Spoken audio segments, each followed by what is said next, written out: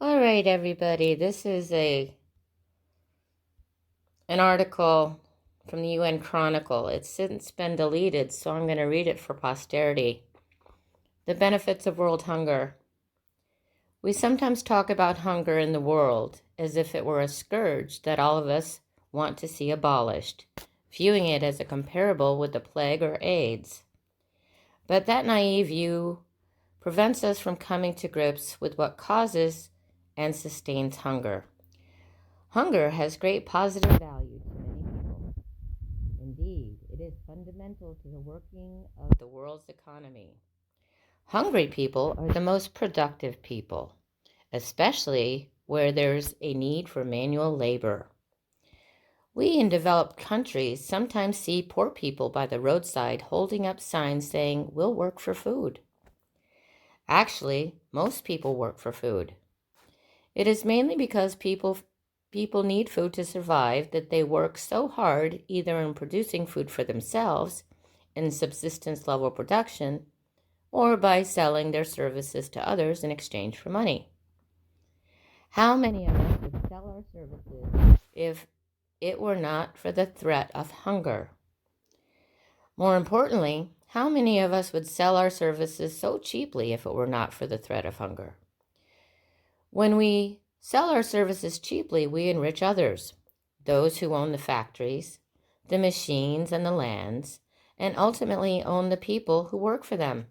For those who depend on the availability of cheap labor, hunger is the foundation of their wealth.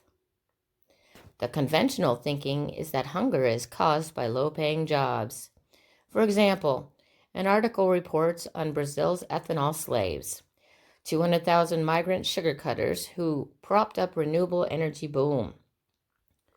While it is true that hunger is caused by low-paying jobs, we need to understand that hunger at the same time causes low-paying jobs to be created.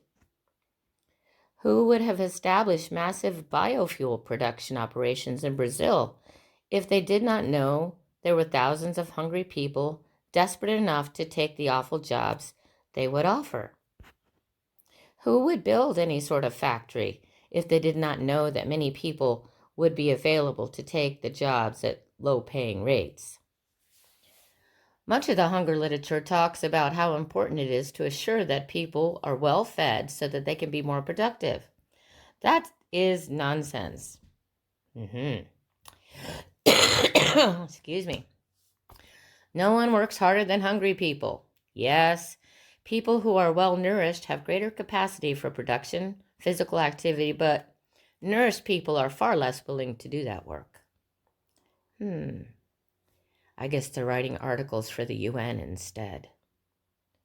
The non-governmental organization Free the Slaves defines slaves as people who are not allowed to walk away from their jobs. Interesting. Not allowed to walk away from their jobs. It estimates that there are about 27 million slaves in the world, including those who are literally locked into workrooms and held as bond laborers in South Asia. However, they do not include people who might be described as slaves to hunger, that is, those who are free to walk away from their jobs but have nothing better to go to. Maybe most people who work are slaves to hunger.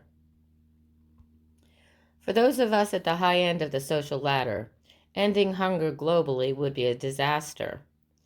If there were no hunger in the world, who would plow the fields? Who would harvest our vegetables? Who would work in the rendering plants? Who would clean our toilets?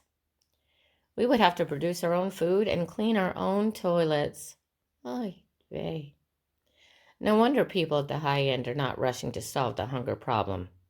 For many of us, hunger is not the problem, but an asset. Anywho, I'll leave a link to this now since deleted UN Chronicle article for you guys to share. Glory to the King, y'all.